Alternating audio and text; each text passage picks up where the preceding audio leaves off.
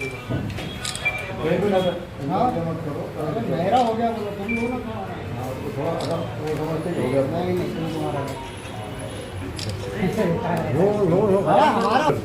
आज आपने वंचित बहुजन आघाड़ी में प्रवेश किया है, ये क्या है? देखिए, हमारे जिला अध्यक्ष बगले मामा इनकी अध्यक्षता में मैंने आज वंचित बहुजन आघाड़ी में प्रवेश किया। हमारे पश्चिम के अध्यक्ष, पूर्व के अध्यक्ष, शहर अध्यक्ष, सभी पदाधिकारी वंचित बहुजन आघाड़ी के, इनके समक्ष मैंने वंचित बहुजन आघाड़ी में प्रवेश किया, ऐसा मैं कहता हूँ। क्या लोकसभा इलेक्शन का टिकट का है चांसेस? देखिए, लोकसभा लड़ना नहीं लड़ना ये हमारे सदर प्रकाश अंबेडकर साहब लेंगे। अगर वो मुझे उम्मीदवारी नहीं देते, किसी और को भी देते, तो पूरी ताकत और पूरी शिद्दत के साथ मैं काम करता हूं। और मेरी शुरुआत भीमनगर भासिंगपुरे से हुई थी।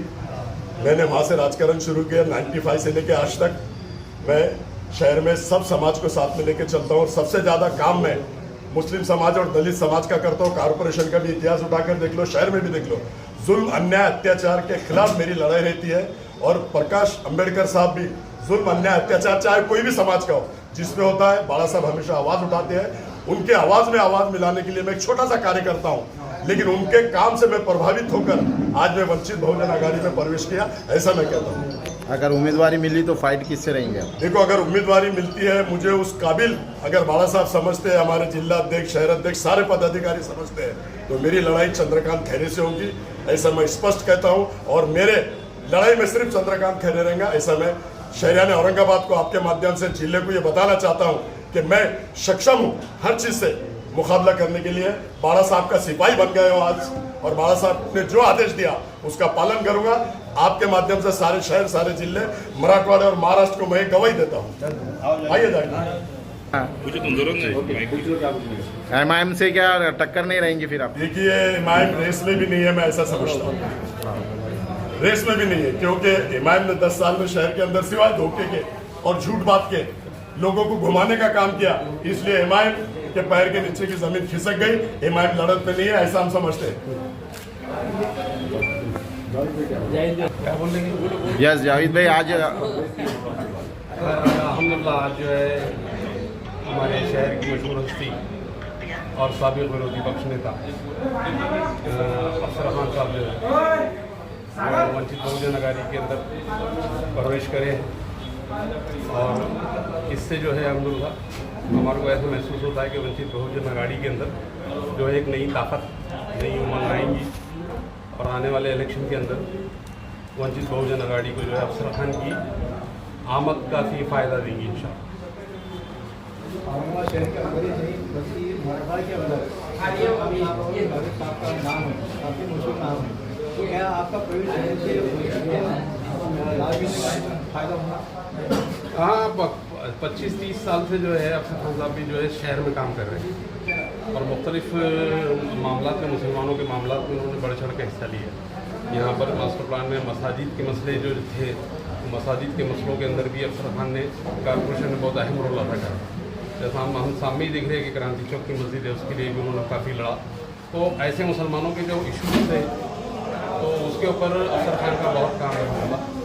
मैं नहीं समझता हूँ कि अफसर खान की वंचित बहुजन आघाड़ी के अंदर आना तो ये वंचित बहुजन आघाड़ी को एक नई ताकत जो है मिलेगी, ऐसा मुझे लगता है। ठीक है, ओके। एकंदरीत आम्ही अफसर खानना पळवण्याचं काम केलेलं नाही. आत्ताच ते बोलले, श्रद्धेय बाळासाहेब आंबेडकरांची जी विचारधारा आहे, श्रद्धेय बाळासाहेब आंबेडकरांनी ह्या महाराष्ट्रामध्ये अनेक वेळी विविध प्रश्नावर लढण्याचं काम ह्या ठिकाणी श्रद्धेय बाळासाहेब आंबेडकरांनी केलेलं आहे. मग तो मुस्लिम समाजाच्या 5% आरक्षणाचा असेल, त्याचबरोबर या ठिकाणी काही मुस्लिम समाजावर झालेले अन्याय अत्याचार असतील, नबी साहबच्या शानमध्ये जे गुस्तारी करणारे आहेत याच्याबद्दल असतील, श्रद्धेय बाळासाहेब आंबेडकरांनी वेळोवेळी मुस्लिम समूहाच्या बाजूने या ठिकाणी लढण्याचं काम केलेलं आहे. त्याच कामाला प्रभावित होऊन अफसर खान यांनी वंचित बहुजन आघाडीमध्ये प्रवेश घेण्याचा निर्णय घेतला.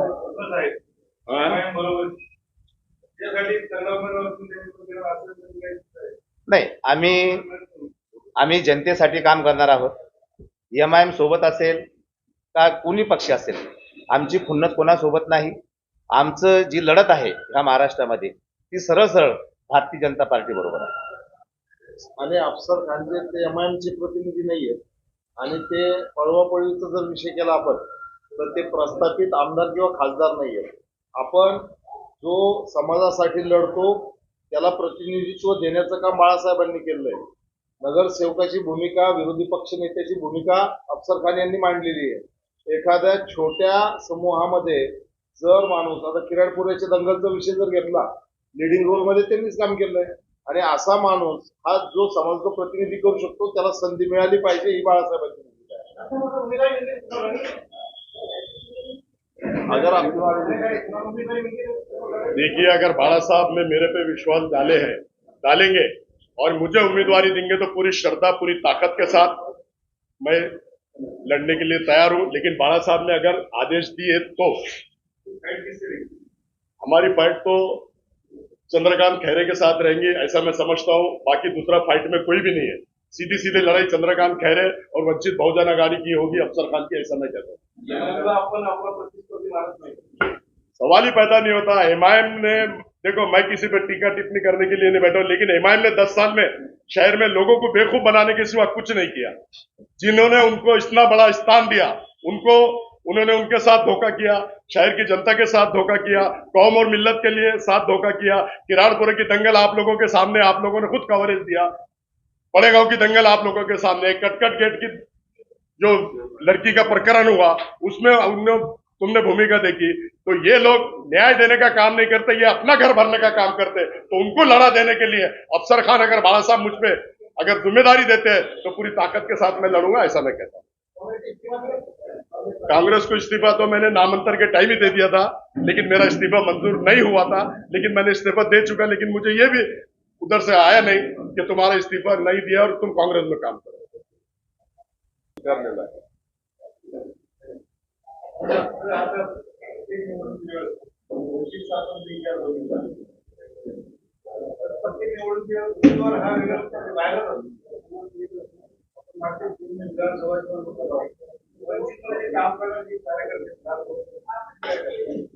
नाही, हे बघा, ऐका, नाही, त्याच्याबद्दल चांगल्या पद्धतीने उत्तर मला असं वाटतं बाळासाहेब देऊ शकतात. मी नाही देऊ.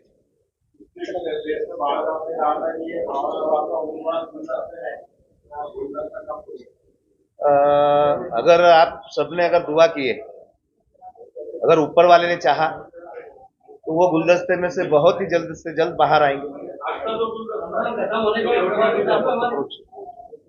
नहीं, आज फक्त प्रवेश आहे।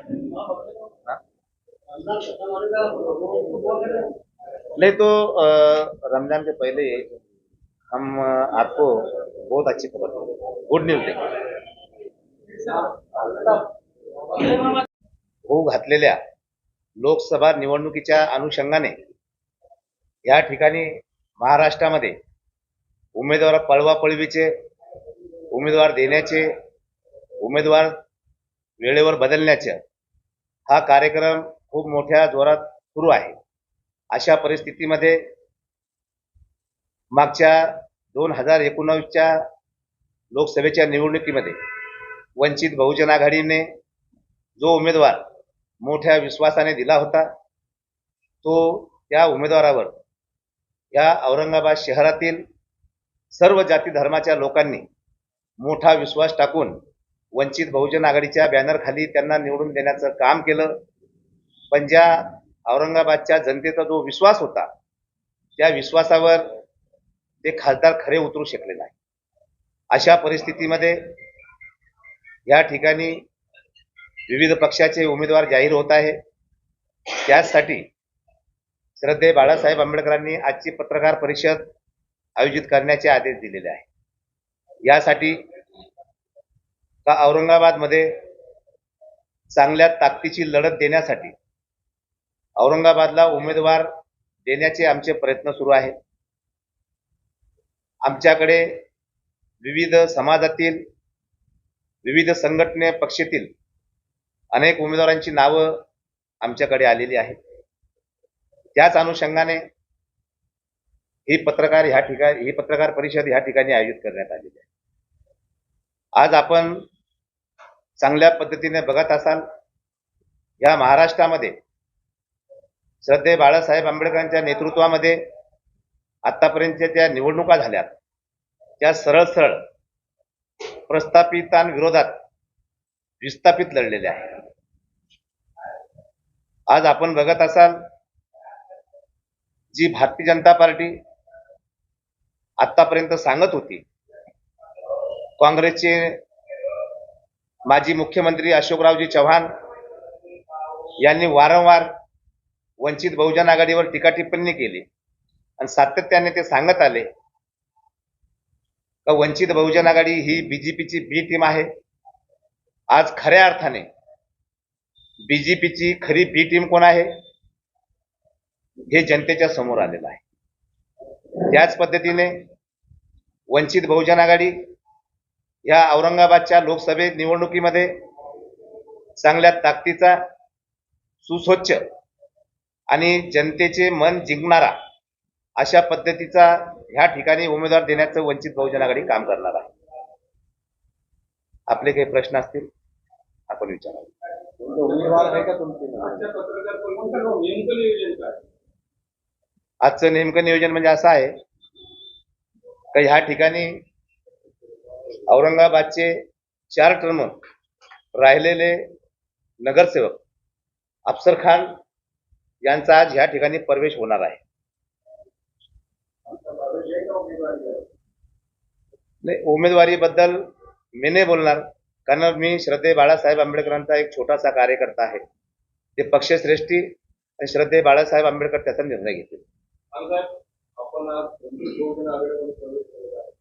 उमेदवारीसाठी करताय का बाळासाहेबांच्या विचाराला बदलू करताय? मैं बाला साहब के विचार को देख के और बाला साहब सब समाज को साथ में लेके चलते हैं और खास तौर पे मुस्लिम समाज के लिए वो जो आवाज उठाते हैं उससे मैं प्रभावित होकर आज वंचित बहुजन आघाड़ी में मैं प्रवेश कर रहा हूं. खासदार होना नहीं होना मेरे लिए महत्व नहीं है, बाला साहब मेरे लिए महत्व है.